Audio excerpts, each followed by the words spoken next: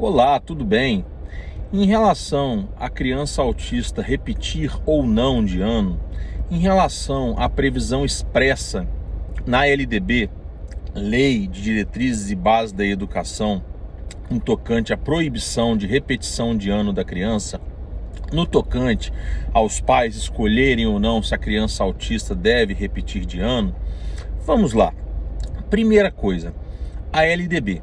A LDB, no seu capítulo da educação básica, mais especificamente da educação infantil, da pré-escola, da creche, chamem como quiserem, tem previsão expressa no sentido de que a educação infantil, ela não tem como objetivo a reprovação, a promoção do aluno para a classe superior.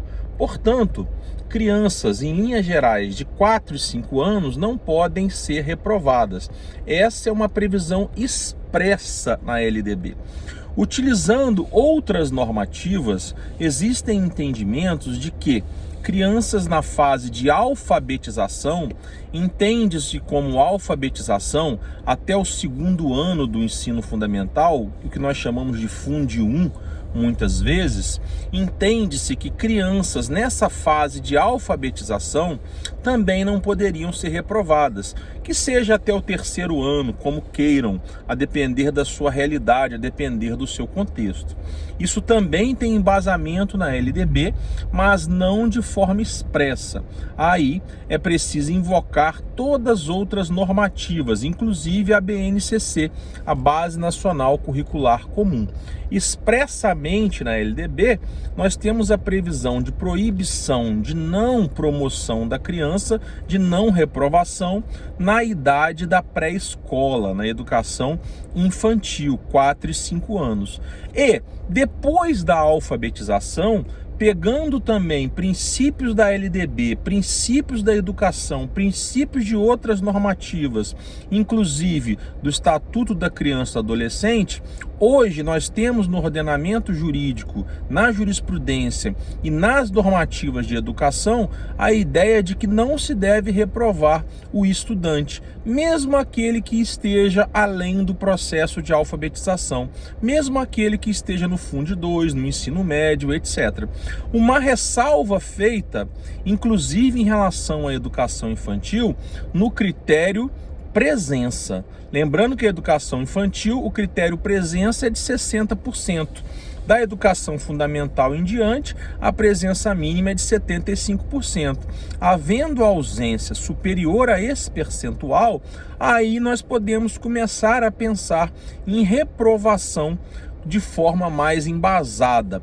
Lembrando que os pais não levando a criança não indo, a criança não frequentando dentro desses percentuais, é obrigação do educador informar aos pais, procurar saber o que está acontecendo, informar até o conselho tutelar diante da obrigatoriedade da criança estar matriculada numa escola a partir dos 4 anos, como reza todas as normativas, Constituição, etc, etc, etc, né? Haja vista que o homeschooling no Brasil ainda não é regulamentado, embora ocorra. E também não é possível que uma criança fique fora da escola. Desculpem, em relação a crianças autistas, aí a coisa é diferente, autistas e com outras deficiências. Por quê? Na própria LDB tem uma previsão no artigo 59 de que as crianças com deficiência, os estudantes com deficiência, devem ter um tratamento diferenciado, personalíssimo, à medida que necessitarem, para que o princípio da isonomia ou igualdade seja respeitado. Princípio esse que tem cunho constitucional, inclusive. Então, para as pessoas com deficiência, ou, por exemplo, superdotação, as escolas, as secretarias de educação têm que observar a individualidade de cada criança.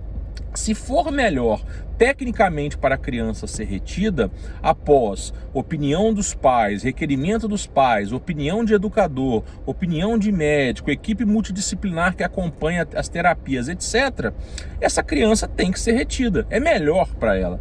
Não é uma retenção para pior, é uma retenção para melhor. Então, é importante que vocês entendam. Na LDB, tem previsão expressa para a educação infantil de não reprovação.